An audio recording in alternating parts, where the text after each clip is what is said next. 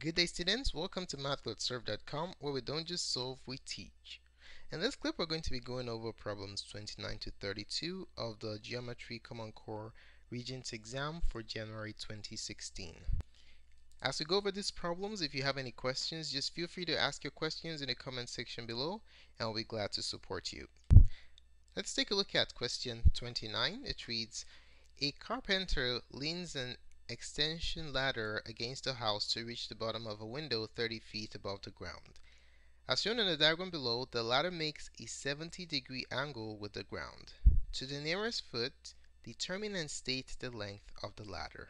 Okay, so this is the ladder right here. Let me highlight it so you can see.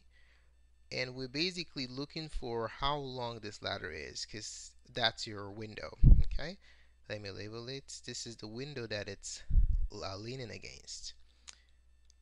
So we asked to find the length of the ladder. Let's call it x. Alright, so one thing you want to recall concerning the use of Sohcahtoa, for your upcoming Regents exam, you're going to use the Pythagorean Theorem and Sohcahtoa. So some students might wonder, when do you use Sohcahtoa? You use Sohcahtoa anytime you're dealing with a right triangle, condition number one, and then it involves two sides and an angle. Okay? Two sides and an angle. One of the measures should be missing. Okay? So let's take a look at this situation right here. We have a right triangle, so that's good. We made that requirement. Do we have a situation involving two sides and an angle? So we have this side is the side we're looking for. What were we told about the height of the window? The window is 30 feet above the ground. So this portion of our triangle right here, this portion is what? It's 30 feet. Okay, even though the measure is placed over there, this distance right here is 30 feet. Okay, so we can put the 30 right here. Just direct the 30 over there. So what do we have here? If you focus on this right triangle, I have two sides and an angle. So can we use Sohcahtoa? Absolutely. Okay, so what I'm going to do, let me just use this triangle to solve the problem. So I'm just sketching another triangle on the side here. So this is 70 degrees. I just want to make it clear so no one gets confused as I solve the problem. Okay, so this is 30. Alright, so this is the triangle we want to focus our attention on, and what we are looking for is x, the hypotenuse of this right triangle. Now that we have determined that we're using Sohcahtoa, the question is, which of the three ratios are we going to use? Okay, so we're using the mnemonic device Sohcahtoa. Sohcahtoa tells us the relationship between sine, cosine, and tangent, and two sides of the reference angle. Alright, so which ratio are we going to use? Sine, cosine, or tangent? So what we're going to do is label the triangle and focus on the relevant measures. Alright, so this is the given angle right here, so we're going to label this entire triangle relative to this angle. Alright, so the side opposite this angle is the opposite. The side opposite the 90-degree angle is always the longest side. It is known as the hypotenuse. Okay, and then the other side is the adjacent. Now take a look at this triangle for a second. What am I looking for? My unknown is x. I need to find x, the hypotenuse. What do I know? I know the opposite. So what role does the adjacent play in this problem?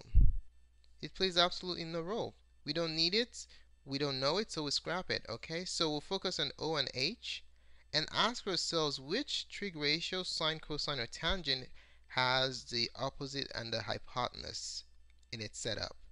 It's sine. Okay, so we're going to be using sine to solve this problem.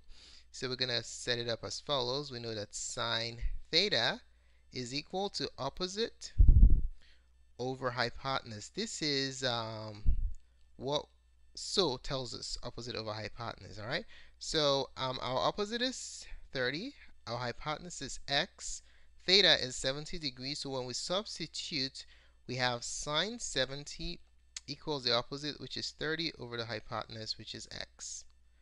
Now we're going to solve this resulting algebraic equation for x.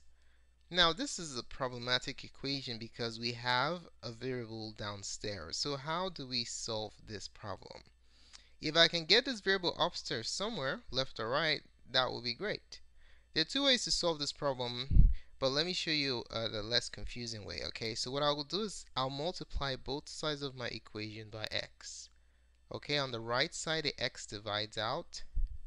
So I have x sine 70 equals 30. This looks much better. We do not have a variable as a denominator component. Okay, so this looks nice. Now, to get x isolated, I'll just proceed to divide both sides by sine 70, sine 70, sine 70, and our answer x is going to be 30 divided by sine 70, okay?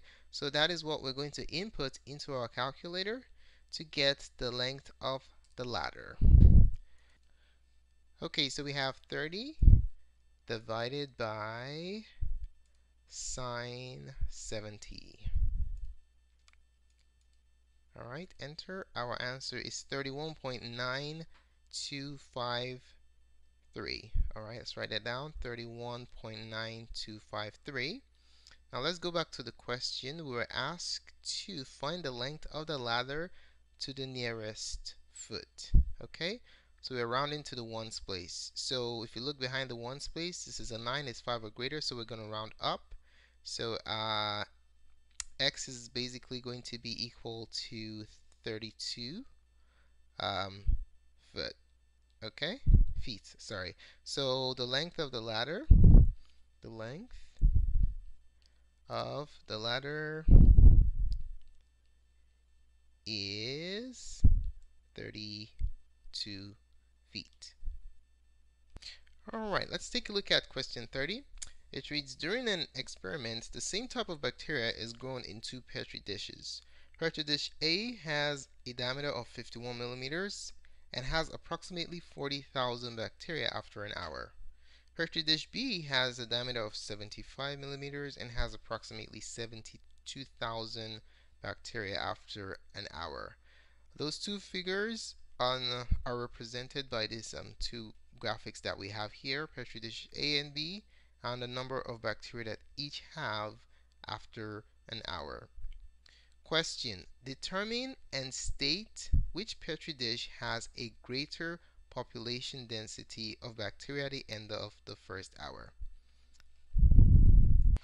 So I have a word of caution for you here concerning population density and area.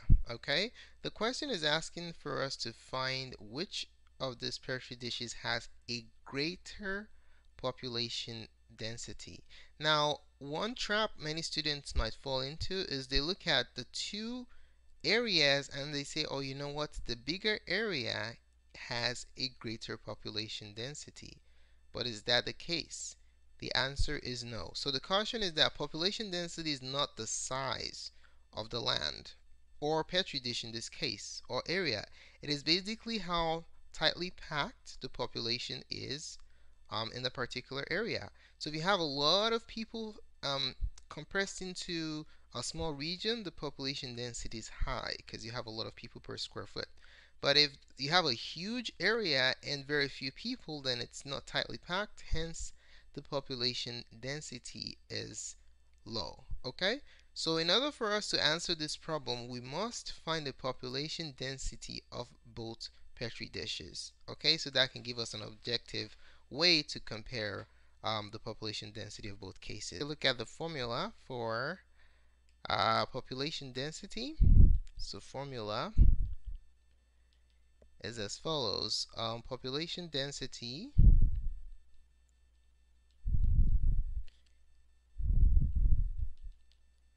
is basically the total population, in this case bacteria, the total population divided by the area.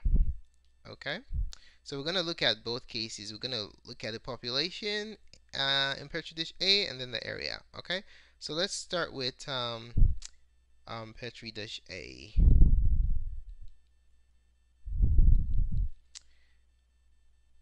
Population.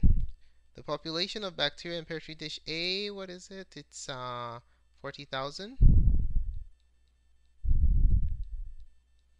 What is the area?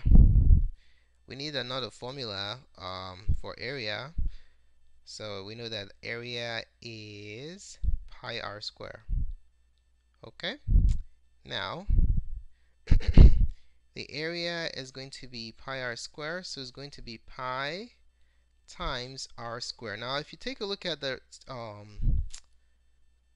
Petri dish given, what on earth is this? 51 millimeters. This is the distance from one end through the center to the other end. This is the diameter. Okay, the diameter is 51. So don't put in 51 into the formula. Why not? The formula calls for the radius. So you have to be careful there. So it's pi times the radius. The radius is the diameter divided by 2. So 51 divided by 2. Alright, so be careful here. Pi r squared. This would give us the area of Petri dish A. Okay? Okay, so we can now calculate the population density. Let's write it down. Population density of Petri dish A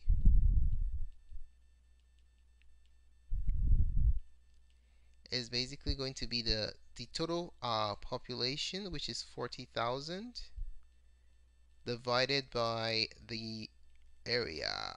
And the area is pi times 51 over 2 quantity square. You can plug this into your calculator and work it out if you don't want to make a mess, but I'm going to just put everything in the calculator directly. So what I have is 40,000 divided by pi parenthesis 51 divided by 2 square, and then I close the denominator, enter, 19.58. Okay, so this is 19.58.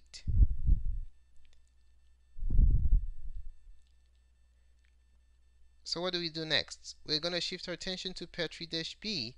We're going to calculate the population density there and then see if it's bigger or less than this, and then we can know which Petri dish has a greater population density. Okay, so Petri dish B, the population there is 72,000. Okay, and the area is pi times radius square. So am I going to plug in 75? The answer is no. The diameter is 75. What I need is a radius, which is 75 over 2. In this case, the radius was 51 over 2. So don't forget that additional step, okay? So put that in. Pi r square, 75 over 2 square. Now, what is the population density? The population density of dish B is given by the total population, which is 72,000, divided by the area, which is pi times 75 over 2 square. Okay? Alright, let's pull out our calculators and compute what this quotient is. So let's see, where's my calculator? There you go. Okay, so we are going to do 72,000 divided by pi times 75. Where's my 7? 75 over 2 square. Enter. 16.29. Actually, let's round it up. 16.30. Okay, so we have 16.30. So what does this answer mean? It means that Petri dish A has a bigger population density. Okay, even though it's a smaller area, there are more people there, so per square millimeter, so Petri dish A um, has a greater population density. So let's go ahead and write down our conclusion. Petri dish A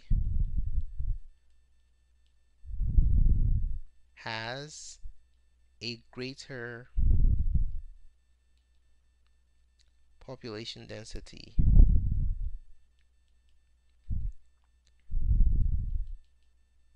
since what? Since 19.58, its population density is greater than 16.3, the population density of Petri dish B. Okay, let's take a look at problem 31. It says line L is mapped onto line M by a dilation centered at the origin with a scale factor of 2. The equation of line L is 3x minus y. Determine and state an equation for line M. Now, one thing you want to keep in mind is when you dilate a geometric figure, what happens is that the coordinates get dilated by that factor. Okay, it's either scaled up or scaled down by that factor. In this case, we're scaling up the line by a factor of 2. So the coordinates of this line will basically be doubled. So these are the steps we're going to use to solve the problem. First of all, we're going to find the point on the original line using this equation that's provided. Then we're going to find the slope of the original line, which is equal to the slope of the dilated line.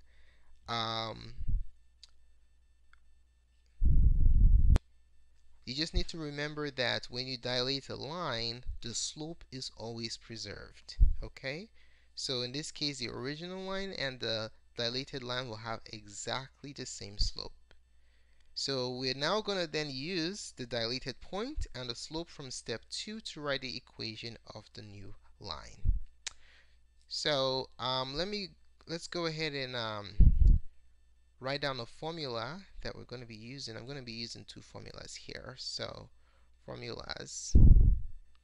First one is the dilation by a factor of k of a point. Let's see on this line, for example, is simply that dilation factor times the x coordinate, comma, that dilation factor times the y coordinate. And do not forget y equals mx plus b. The point slope form of the slope intercept form, of the equation of a line. Okay, so m is slope, and the point 0b is your what? Y intercept. Okay, so these are the two formulas I'm going to be using. So first things first, let's extract a point from this line. To make my life easy, since I also need the slope later on to get the slope of the second line, how about I rewrite this equation in slope intercept form. Slope intercept form right here, get y by itself, and that's it. Okay, so subtract 3x from both sides. And then we have negative y equals 4 minus, well, we can rewrite it. Let's write it in mx format. So it's going to be negative 3x plus 4. Now to get y isolated, I divide everything by negative 1. Okay? And that yields y equals 3x minus 4. Now looking at this line right here, can you see what a point is on this line? Can you determine what the y-intercept is, for example? It should be obvious, right? The y-intercept should be 0, 4. Alright? If you don't see it, let me show you how you can figure out what the y-intercept is. So remember, the first step was for us to find a point. I'm going to use the y-intercept. You do not have to use the y-intercept. Just pick up a pair of coordinates that satisfies this equation. Okay? How do you do that? Pick any x value that you like, preferably a nice looking number, plug it in, find the y value, and you're good to go. Alright?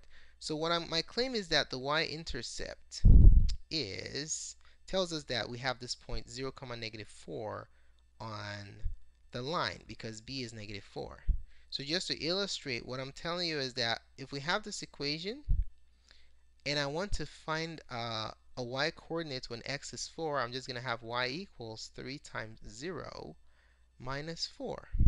When you simplify this, you get y equals negative 4. So what does that tell you? 0, negative 4 is a point on this line. Okay? So now we have step 1 done. Check. Now step 2, we want to find the slope of the original line. So m of original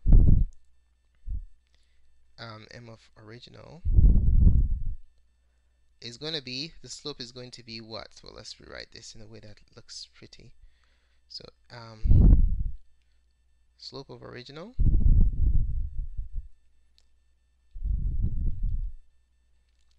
m is what? The coefficient of x, which is 3. Okay? Based on this format right here, remember we have y equals mx plus b. And what is m? As indicated here, the coefficient of x is m. That's your slope. Okay? So there's the slope of the original. Guess what? If the slope of the original is 3, the slope of the dilated line is going to be what? The same thing, because slope of a line is preserved under dilation. Okay? Alright, so now we're going to find the slope of the original line. Found the slope of the original line. Use the dilated point and the slope to write the equation of a line. So that's step number 3. Okay, so we have, in order for us to write down the equation of a line, we need the slope and a point. Okay, so we know that the original point, the point on the original line is 0, 4. So we're going to dilate that point by a factor of 2. Okay, so we dilate that point by a factor of 2. What do we have? We have 2 times 0, comma, 2 times negative 4. So you double the point that you found from the first line. Okay, so when you double everything, you have 0, comma, negative 8. Now freeze for a second. What does this tell us? It tells us that the y-intercept of the dilated line is negative 8. So b of the dilated line is negative 8. Alright, and m is what? 3. Can we write the equation of a line with this information? Absolutely. We just plug it into y equals mx plus b again. The dilated intercept and the slope. So y is equal to 3x minus 8. And that, ladies and gentlemen, is the equation of the dilated line. Alright, let's take a look at 32, the last in this review installment. It says the aspect ratio, the ratio of the screen width to height of a rectangular flat screen television is 16 by 9. The length of the diagonal of the screen is the television's size. Determine and state to the nearest inch the screen size of the flat screen TV with a screen height of 20.6 inches. So one thing you want to keep in mind concerning aspect ratio, we're given an aspect ratio right here, 16 to 9. The aspect ratio can be used to easily set up a proportion equation given the length or width of any rectangle with that ratio. Okay, so this aspect ratio 16 to 9 is the ratio of the width to the height. Okay, and if you have another any rectangle with the same aspect ratio, you can set up an equation using this given aspect ratio right here. Okay, so the scenario we're provided here, we're asked to determine the length of the diagonal. Why is that? Well, TVs are described based on the length of the diagonal. Okay, so it says, oh, how big is your TV? Is it a 50-inch or is it a 65-inch TV? What you're talking about is the diagonal. Okay, so in order to find the diagonal, we need two things. We need the width and the length. We're provided with the height of the screen. So what else do we need in order to determine the diagonal? We need the width. Okay, so let's go ahead and set up a ratio. But before I do that, let me show you a little uh, cool trick right here. So let's say this is our 16 by 9 uh, rectangle. Okay, so this is 16 by 9. Okay, and then you have this big television. I don't know, it's not that big. This is like a medium-sized TV with the same ratio. Okay, with the same aspect ratio, like that. And then let's draw a line through there. We're just going to adjust it in a second so that it works perfectly. So if it has the same aspect ratio, this is what you have. I just want to make sure you guys understand exactly what the reasoning is behind it. All right, so this is the width of the TV, and this is the height. Do you see what's going on here? This is basically similarity. Okay, remember this triangle right here is similar to that triangle right there. So when you're working with aspect ratios, all you're working with is similarity. What do we know about similar triangles? Corresponding sides are in proportion. So if you think back up to similarity ratios, what can you conclude here? 16 over 9 is equal to W over the height. Okay, so this is the main idea that we're going to be using to solve this problem. So you might wonder, why do we need the width and the height? Well, in order to find the diagonal right here, this is the diagonal, you need the width and the height so that you can find the third side, okay, using the Pythagorean theorem. So let's go ahead and set up our equation. So we're going to put the width on top and the height on the bottom. You could reverse it, it doesn't really matter. So for the aspect ratio, 16 goes on top and the height is 9. Now for our television, let's draw another sketch. We have our nice little television here. What do we know about that television? We know that the width is see what's the width that's given. Well, actually the height. The height is what's given. The height is 20.6. The width we do not know. Okay?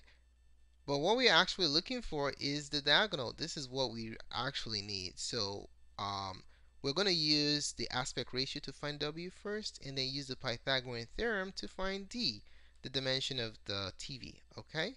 So we're setting up our ratios. That's what we're doing. So height goes on the bottom, width goes on top. So width we don't know. Let's call it W, and then 20.6. Now, do you see the importance of naming the components of your ratio? Very, very important.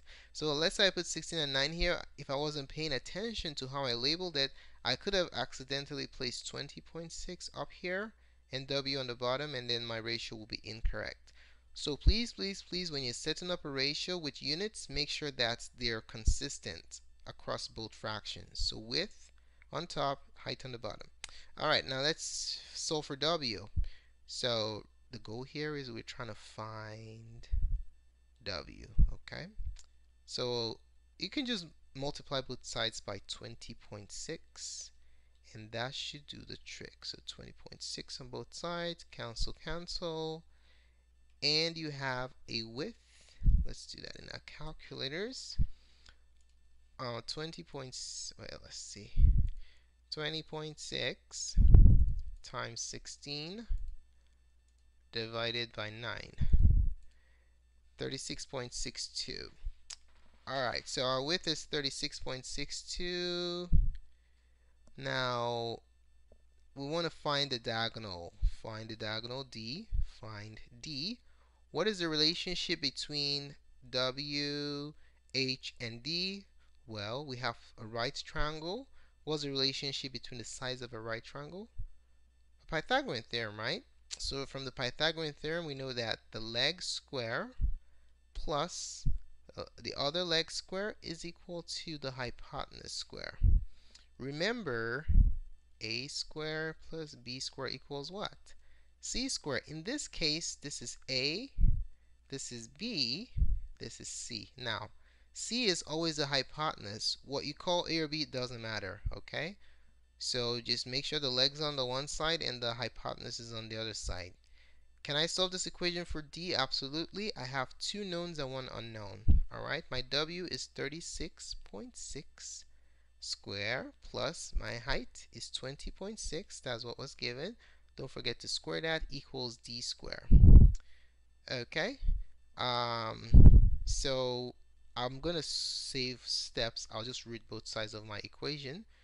I'm being lazy here. I just want to put everything in the calculator once and call it a day. So diameter is going to be what? I'm going to enter this expression into the calculator. I want to show you how to do it correctly so you don't mess up the problem. If you do not like entering multiple steps condensed into one in your calculator, go ahead and break it down. Okay, there's nothing wrong with that. So 36.6 square plus 20.6 square. Answer is 41.999. We're asked to round it, so 41.999. We're asked to round it to the nearest inch, so the diagonal of the TV, also known as the size, is what is it? Is 41.99 rounded to the nearest inch is 42 inches. So basically we're looking at a 42-inch TV. Thanks so much for taking the time to watch this presentation. We really appreciate it. If you found the contents of this tutorial beneficial to you, do give us a thumbs up. Your positive feedback is very valuable to us. Don't forget to subscribe for updates to the remainder of this review series. And if you have any questions or comments, just place it in the comment section below and we'll be glad to support you. More clips can be found on Mathgotserved.com. Thanks again for watching and have a wonderful day.